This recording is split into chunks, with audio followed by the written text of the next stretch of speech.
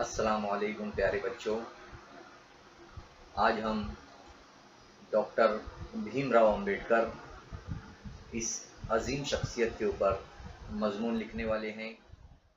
बच्चों, 14 अप्रैल किस तरीके से हमें डॉक्टर बाबा साहब अंबेडकर की याद में मनाना है, उसके लिए हुकूमत महाराष्ट्र का जो जीआर आया है उसमें मजमून नवेसी के लिए यहाँ पर चंद उन्वानात दिए गए हैं।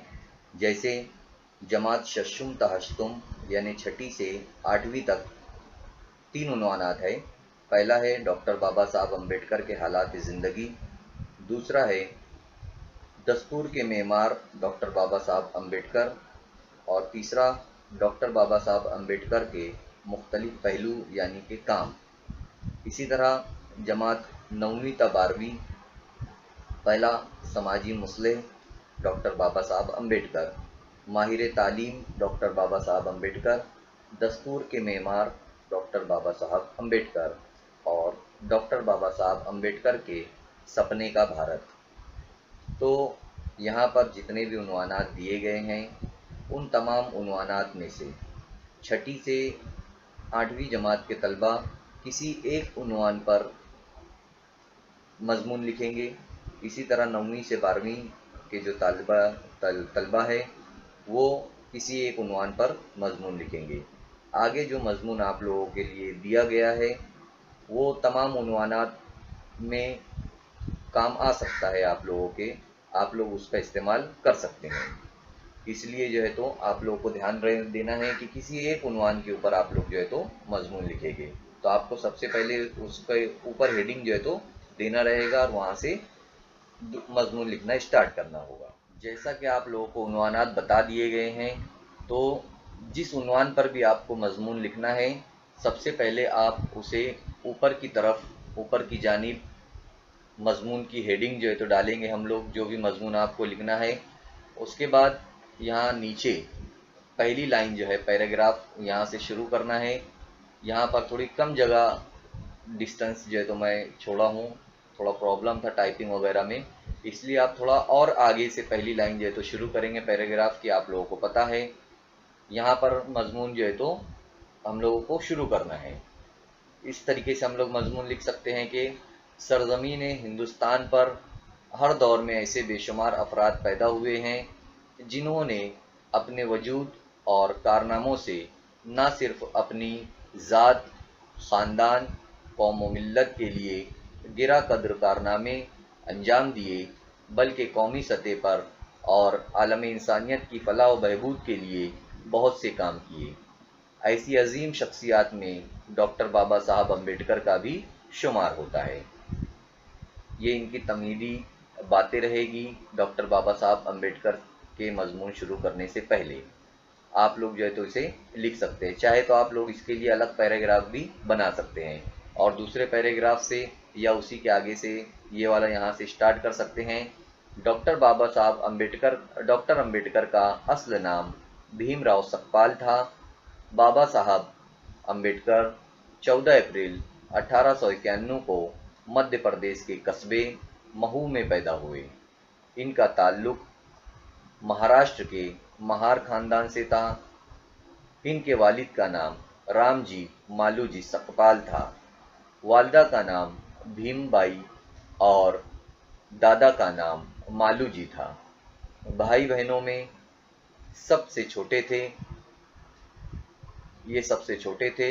लोग इन्हें प्यार से भीमा कहते थे। जब वो 6 साल के थे तब इनकी वालिदा का इंतकाल हो गया और बहन ने इनकी देखभाल शुरू की। तो इस तरीके से आप लोग डॉक्टर बाबा साहब अंबेडकर की जो इब्तिदाई ज़िंदगी थी उससे मुताल्लिक बता सकते हैं, यहाँ पर मालूमात दे सकते हैं कि डॉक्टर बाबा साहब अंबेडकर का असल नाम जो था भीमराव सकपाल था। बाबा साहब अंबेडकर की पैदाइश 14 अप्रैल 1891 को मध्य प्रदेश, ये एक रियासत है, वहाँ पर एक गांव है जिसका नाम महू था, वहाँ पर उनकी पैदाइश हुई और उनका ताल्लुक महाराष्ट्र के महार खानदान से था। इनके वालिद का नाम रामजी मालूजी सकपाल था, वालिदा का नाम भीमबाई था और दादा का नाम मालूजी था। भाई बहनों में ये सबसे छोटे थे। लोग उन्हें प्यार से भीमा कहते थे। जब वो 6 साल के थे तब उनकी वालिदा का इंतकाल हो गया और बहन ने इनकी देखभाल शुरू कर दी। तो इस तरीके से आप लोग इब्तिदाइया डॉक्टर बाबा साहब अम्बेडकर के बारे में लिख सकते हैं। आगे और अभी हम लोग मालूमात लिखेंगे।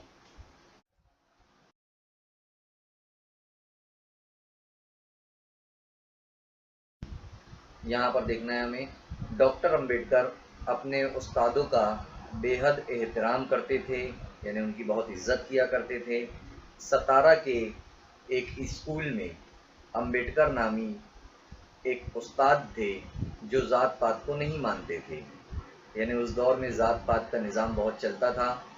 लोग छोटी ज़ात वालों को, नीची ज़ात वालों को बहुत हकीर समझा करते थे, उनकी इज्जत नहीं किया करते थे। वो सबके साथ बराबरी का सलूक करते थे। उनके जो उस्ताद थे वो सबके साथ बराबरी का सलूक करते थे।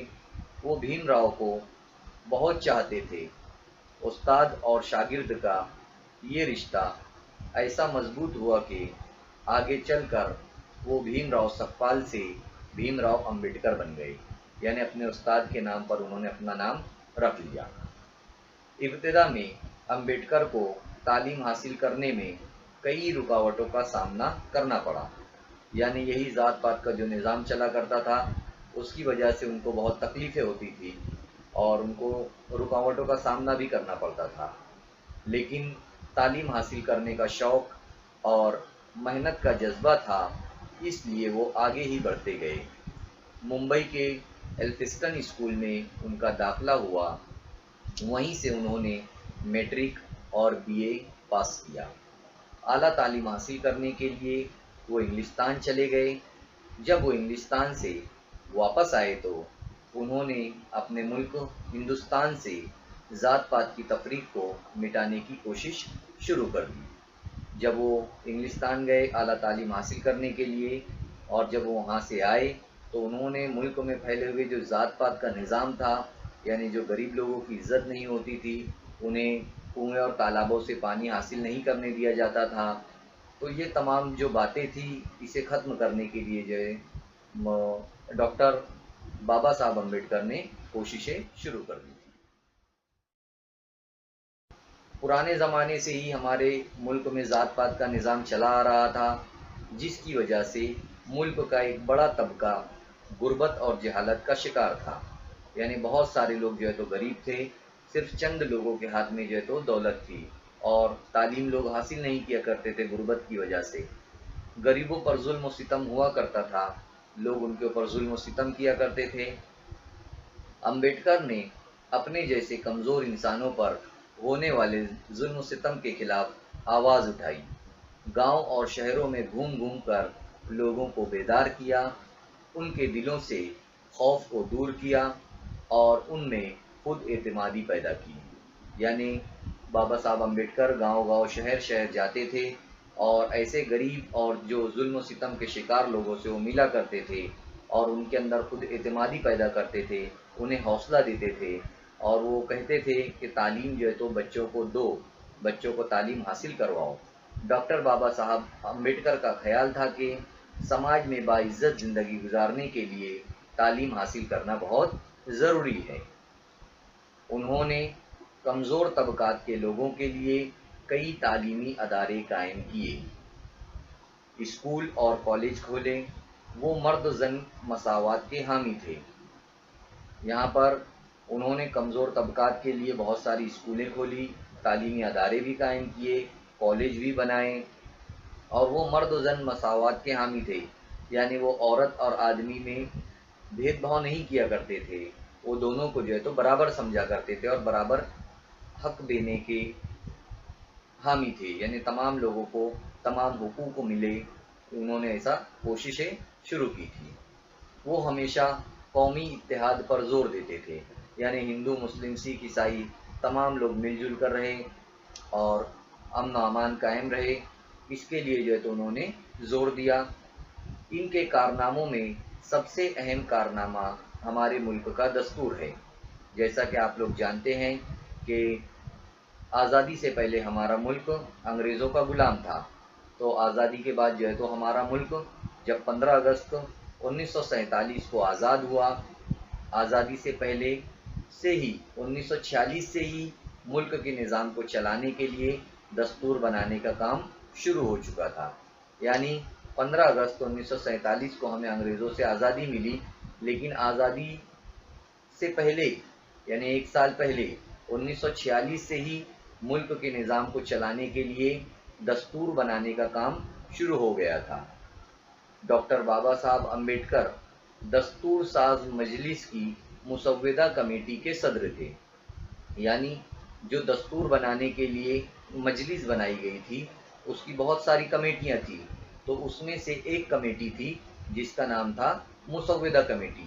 تو مسودہ کمیٹی کے صدر جو ہے وہ ڈاکٹر بابا صاحب امبیڈکر تھے۔ انہوں نے دن رات سخت محنت اور غور و فکر کے بعد دستور کا مسودہ تیار کیا۔ یعنی دن رات انہوں نے محنت کی اور اس کے بعد جو ہے تو انہوں نے دستور کا مسودہ تیار کیا۔